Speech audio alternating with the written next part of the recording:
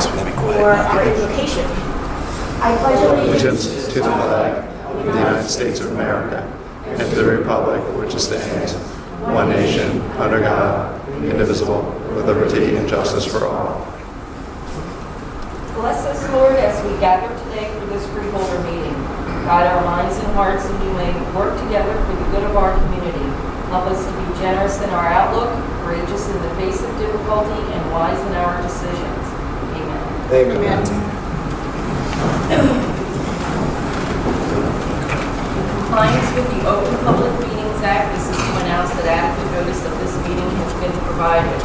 Also pursuant to the 2015 bylaws, rules, and regulations of the Board of Chosen Freeholders of the County of Burlington, time shall be set aside on the agenda for the receipt of public comments.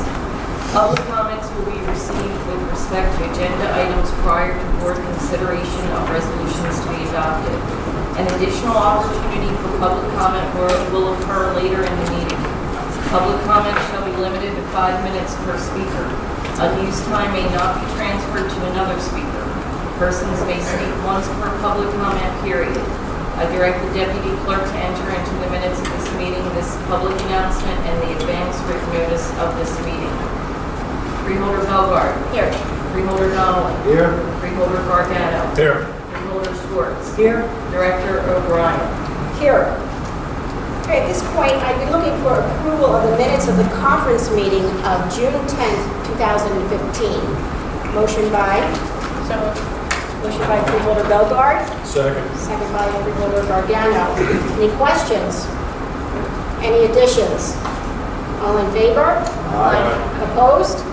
Minutes are approved. Okay, at this point, I'd like to make a motion that we approve resolution F1 through F39. We need to move to public comment on agenda items first. Yes. Sorry about that. At this point, I'd like to continue with the public comment section of the meeting, and this will be on agenda items. I don't see that I have anyone. All right, so at this point, then I will close that portion and move on to resolutions. So I will, at this point, like to move that we approve resolutions F1 through F39 by unanimous consent. Second. Okay, motion by O'Brien, second by Freeholder Gargano. Any questions? Yes. Okay. Freeholder Belgard, you go right ahead. Okay. Mr. Troy, you ready? Okay. On page 3, there's a bill there for Adams, Raymond, and Hagen Engineer Design for $2,505. What was that for? No? Freehold, this was for engineering work done on Smithville Road and Railroad Street. At Railroad Street. Page 8, there's a bill for $124,728 for Altech Industries heavy equipment. Know what that is? Truck. Truck. Engineering. Page 20, and I think I always say this name wrong. Chart form, $37,762.72 for professional services. Freehold, that was work done on County Road 603 and County Road 606 Burlington Road.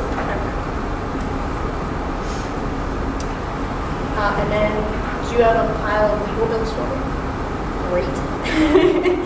Page 86, Pinnacle Towers office rent. I know you've asked about this before, but I don't recall.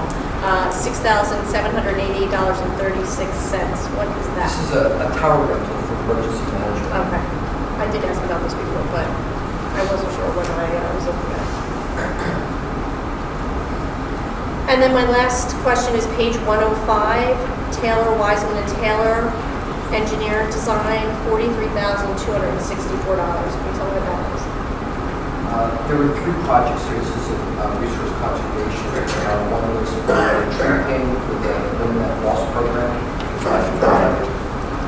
The second one was an amendment for work at Smith Woods and Fairgrounds. And then third was work done on the King Porter Rail Trail. those are all of the questions that I have on agenda item 1.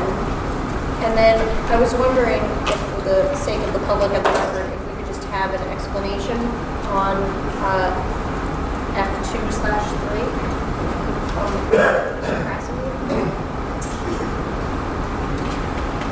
The two items on the agenda tonight, F2 and F3, are an annual housekeeping that we do with our bond ordinances that have been authorized by our board over the years for capital projects. Ongoing through the year, we analyze current amounts that are projected through various projects, as well as if any project has come under budget and has been completed. As a housekeeping matter, we cancel the balance of the capital ordinance. Tonight, in going through our capital program, over the past several years, there's about $8.5 million in capital ordinances that we're canceling this evening. And what we do with that is, to the extent that any of that is funded, in this case, we have about $1 million of funding ordinances. The dollars will be used to pay debt service. The two items, one is the F2 is for the actual cancellation, excuse me, and F3 is for the advertisement of the public hearing, where the public has the opportunity to choose to speak about that. So that's what the two resolutions report this evening. Thank you. Director, the only other note I have is on agenda item F37. I need to recuse myself relating to the YMCA. Any other questions? I'd like to abstain on the payment of bills, page 79, New Jersey Carpenters Fund. Thank you. Any others? Okay, hearing none, all in favor? Aye. Opposed? And then abstentions as noted. Thank you. Moving on to Freeholder Donnelly. Thank you, Director. At this time, I would move for unanimous consent of resolution items number F40 through F60. Okay, motion by Freeholder Donnelly, seconded by Second. Freeholder Gargano. Any questions? Hearing none, all in favor? Aye. Opposed? Abstentions? Ayes have it. On to Deputy Director Gargano. Thank you, Freeholder. Director. I'd like to make a motion by unanimous consent to approve items F61 through F89. Okay, motion by Deputy Director Gargano, seconded by Freeholder Donnelly. Any questions? Hearing none, all in favor? Opposed? Abstentions? Ayes have it. Freeholder Schwartz. This time I'd like to move for unanimous consent for items number 90, 91, and 92. Motion by Freeholder Schwartz, seconded by Freeholder Donnelly. Questions? Hearing none, all in favor? Aye. Opposed? Abstentions? Ayes have it. Okay, now we're on to questions from the press. Do you have any questions from the press tonight? Okay. We'll move on to okay, thank you very much. We'll move on to public comments. These are not limited to agenda items. So I have the list here, and I see we have Kent Pipes. Good evening. Good evening, members of the board. You know, I only come when I have something to say. I'm here tonight because I have something to say. Now, good news and bad news. The bad news is the homeless situation has gotten much worse, at least according to the record. The good news is that there is light at the end of the tunnel. But the tunnel is a long ways away, and the light is dim. I'm going to share with you some of the problem and some of the solutions. I have something for you to read, but I don't really want you to look at it while I'm talking, like the bulletin in the church. I want you to listen to the sermon. A couple weeks ago, we got the listing of the point-in-time count from January 27th, which showed that there were 1,347 people who were homeless in Burlington County on the night of that count. Many people across the country feel, as I do, that those counts are never accurate, that the real numbers are greater. So that comprised 850 households.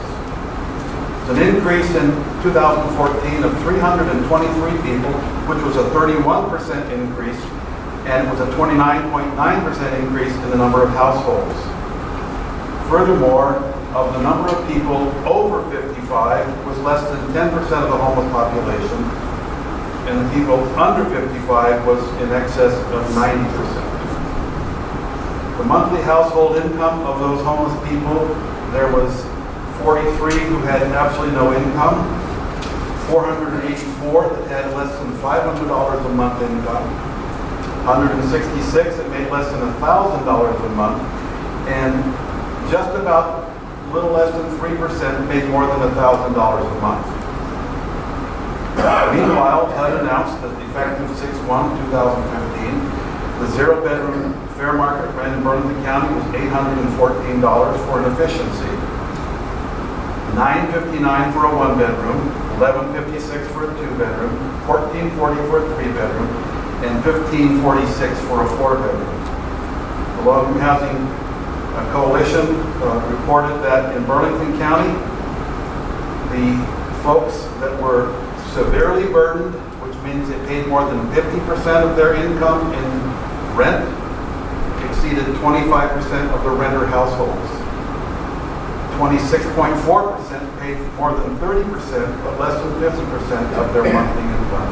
And about half were affordable, paying less than 30% of their monthly income.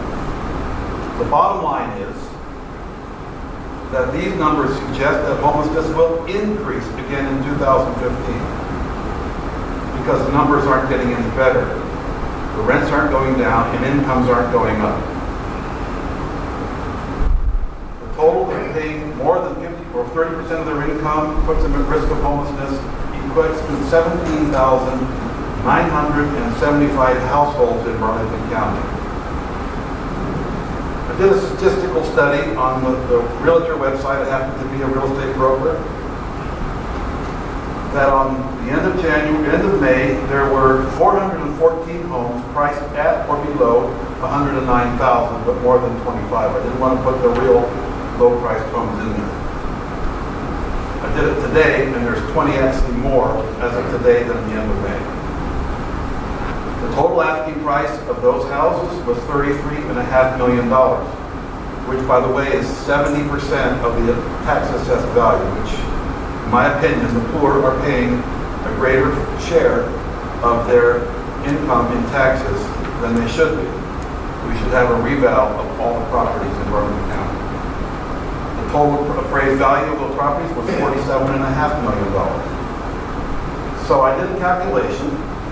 If we spent $50,000 each of those houses for system upgrades, bought them at fair market price that they're listed at, and added soft costs and insurance for architects, engineers, fees, closing costs, surveys, we would spend $58 million or $140,958 each to provide 414 affordable houses in Burlington County. We provide 1,090 bedrooms, and at 1.5 people per bedroom, we could house more than the number of people who were homeless January 27th. But it would cost $1,771 a month to make mortgage payments, pay real estate taxes, pay property insurance, maintenance, management fees, vacancy and loss, everything you have to put into a performer to get a bank loan to buy those properties without any subsidy. And it would take a monthly income of $1,750 to qualify to rent them, or a $70,000 income to buy them. You can clearly see that we either have an income problem or an affordable housing problem. Probably a combination of both. So what can the freeholders do to address this growing crisis? Number one, you can direct that all available HUD dollars coming into this county be used to meet that need, including the home dollars and the CPG money. Number two, you can pass whatever resolution or ordinance is necessary to finally get Burlington County started on using its powers under the state legislation authorizing the Homeless Trust Fund. And I have a copy of a trust fund document, I believe, from, I forgot which county it is, but it's a reauthorization from Somerset County, which gives you the language that they have used. 8 counties in 2011 had raised over $1,247,000. Bergen, Camden, Hudson, Mercer, Middlesex, Passaic, Somerset, Union. And you see the counties and how much they individually raise through a fee based on the filing cost in the county clerk's office of legal documents. I suggested number 3 to Mr. Former freeholder Haynes about 10 years ago that when they reauthorized the open space tax, that they also equally assess properties and individuals for affordable housing. He said he would consider it. In 10 years, nothing has happened.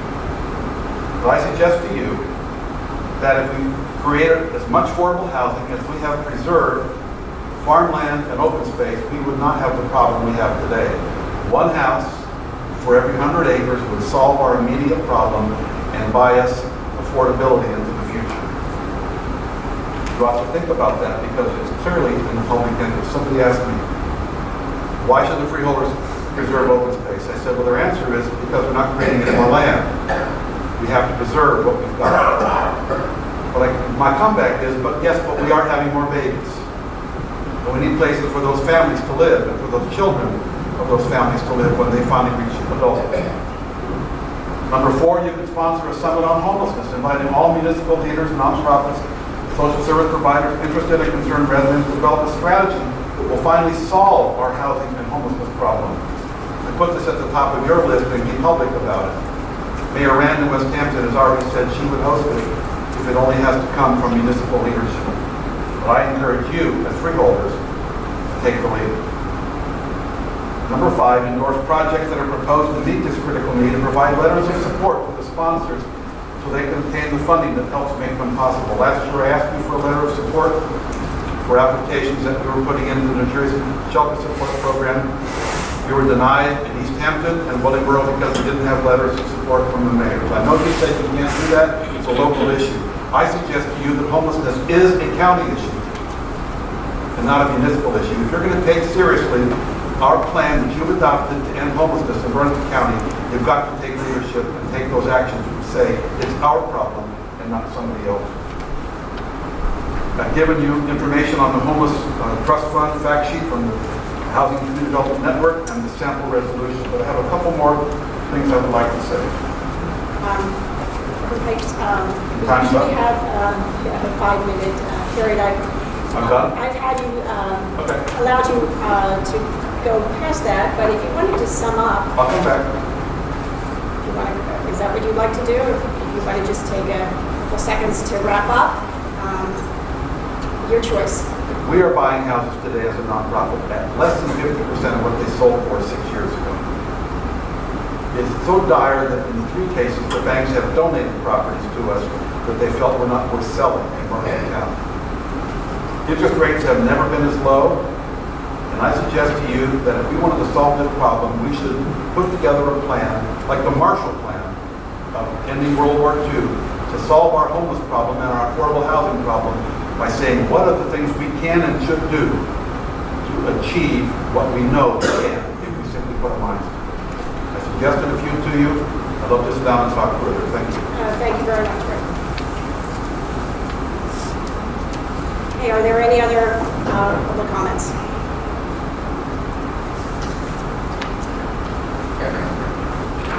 Good evening. My name is Martin Hall. I'm from Willingboro. I just want to bring to you some of the concerns that we had a council meeting last night and some of the residents brought towards council. One was that the Beverly and Cocos Road and Beverly Parkway near 130 has a lot of potholes and it's a county road, but they brought it to the council thinking it was a local issue. And we'd like to know, is that on the list to be repaired?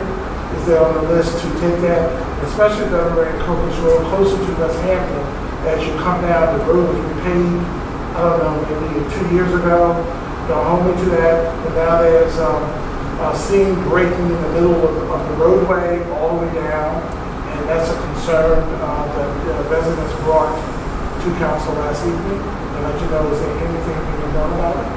Sure. Joe, would you have an answer? I'll have it investigated tomorrow. Hope somebody go out tomorrow and then reach out to you. And the second one is when I came up here last time about, Joe mentioned some things, I just want on the record about the cemetery, bridge, since the bridge that is out, there was concerns about that again, and apparently this week, there was a backup between Willenboro and the Durant exit in the 4th lane. The cars were spilling into the 295 and goes to the 4th lane, but that is never good, because I travel that, somehow the trucks move over, thinking that some of the lanes are going down to the 4th lane. So that's, I guess, going to be the cause and effect of the bridge being out. I don't know how often it happened. It hasn't happened to me yet, it's just I know there's more traffic coming off of there. But if it's backing up, for whatever reason, onto the 4th lane of 295, that is not going to be a good situation. So I'd like to know if there's an update that officially you can talk about in reference to the bridge. I think they're still in the process of doing the evaluation. We haven't got the final report on where we're at on it, but, you know, it'll be a public document when it comes out. So it'll be a public document, and then what other procedures after that point? We'll evaluate what the recommendations are from our staff. And see if it's fiscally feasible to repair the bridge. Okay. We really don't know at this point. Okay, and do we have any expectation when that will be done? Joe, any idea when the review will be done on the bridge? We've received a draft of the report. Basically, their recommendation is consistent with my recommendation for the short term, and consistent with us being to evaluate the report. I've also tasked Tower Weissman Tower to begin reviewing the alternatives for replacement, rehabilitation. So simultaneously, while we're working on, finalizing the report, they're beginning to look at the alternatives for the future. Thank you. Thank you very much. Any other public comments? Seeing none, we'll close the public portion of the meeting and move on to freeholder comment. Freeholder Belgard. Well, I don't really have much tonight other than to wish all of our employees and folks who are going to be out at Farm Fair next week good luck in the heat. And hopefully we'll see lots of people out there. It's always a great event. I know it's a longer duration this week, so more time to enjoy the farm, or this year, so more time to enjoy the Farm Fair. We hope to see lots of folks out there. Great. Thank you. Freeholder Schwartz. Nothing to see you all at the fair. Okay. Great. Freeholder Donnelly. Nothing, thank you, Director. Okay. Thank you. Freeholder Corgetto. Nothing also. Okay. Well, I would like to take this opportunity to remind everybody that we have our next Sneaker Sunday. We have a series of 6 Sundays where we are meet at County Park. Bring your sneakers. We will go on a walking tour of the county park. And this week, coming up this Sunday, is Longbridge Park. Next time, we will be in our new Freeholder boardroom. That will be, our next meeting will be on July 29th, and it will be at 6 o'clock. And lastly, I'd like to give a big congratulations to our Burlington County native, Delran resident, Carly Lloyd, for her success in very Carly, you made us very proud. And with that, I'll take a motion to adjourn. Motion by Freeholder Belgard. Second by Freeholder Schwartz. All in favor? Aye. Opposed? Ayes have it.